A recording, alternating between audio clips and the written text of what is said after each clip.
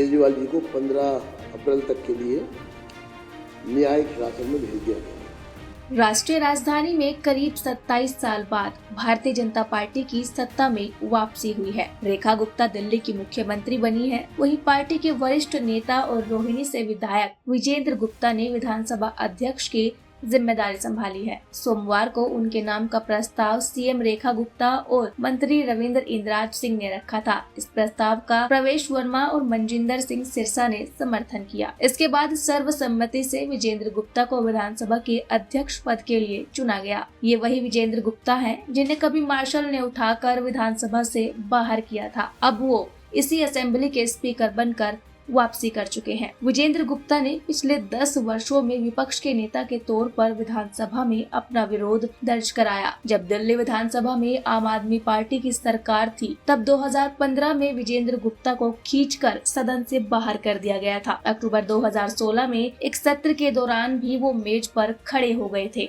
इन सालों में उन्हें कई बार विधानसभा सत्रों के दौरान विपक्षी नेता के तौर पर इस तरह की स्थिति का सामना करना पड़ा। 2016 में जब विजेंद्र गुप्ता ने विधानसभा में अध्यक्ष बनने का सपना देखा तो उन्होंने कई मुद्दों पर अपनी बात रखी, लेकिन तब उनकी बातों को तवज्जो नहीं दी गई थी। लेकिन अब विजेंद्र गुप्ता अध्यक्ष का पदभार संभाल रहे हैं, जिसके बाद उन्होंने ये भी कहा कि वो 14 कैग रिपोर्ट को पेश करेंगे, जिन्हें आम आदमी पार्टी की सरकार ने रोक रखा था। अब विजेंद्र गुप्ता उसी दिल्ली विधानसभा के स्पीकर बन चुके हैं जिसके वो कभी आलोचक और विरोधी हुआ करते थे। स्पीकर बनने के बाद उन्होंने ये भी कहा कि उन्हें इस जिम्मेदारी पर गर्व है और वो इसको प्रभावी ढंग से भी निभाएंगे। आपको बता दें कि बीजेपी के इस दिग्गज नेता ने आम आदमी पार्टी पर भी निशाना साधा और कहा कि विधानसभा को लोकतंत्र का मंदिर मानते हुए उसकी पवित्रता बनाए रखनी चाहिए। दरअसल उन्होंने ये उम्मीद भी जताई है कि विपक्षी पार्टियां जैसे कि आम आदमी पार्टी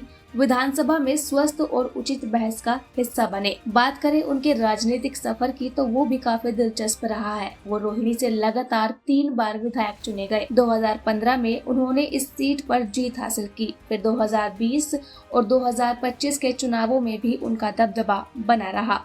उनका करियर छात्र राजनीति से शुरू हुआ था, जहां वो दिल्ली विश्वविद्यालय छात्र संघ के उपाध्यक्ष रहे थे। इसके बाद वो नगर निगम में पार्षद और नेता प्रतिपक्ष भी रह चुके हैं। बताते चले कि विधानसभा सत्र की शुरुआत में विजेंद्र गुप्ता को दिल्ली की मुख्यमंत्री रेखा गुप्ता और विपक्षी नेता आतिशी ने भी बधाई दी। विधानसभा का पहला सत्र 3 दिनों तक चलेगा, जिसमें बीजेपी के 48 विधायक और आम आदमी पार्टी के 22 विधायक शामिल होंगे। विधानसभा सत्र में नई उम्मीदों और विश्वास के साथ विजेंद्र गुप्ता ने अपनी भूमिका को निभाने का वादा किया और अब ये देखना होगा कि वो किस तरह से अपने इस नए पद का इस्तेमाल करते हैं।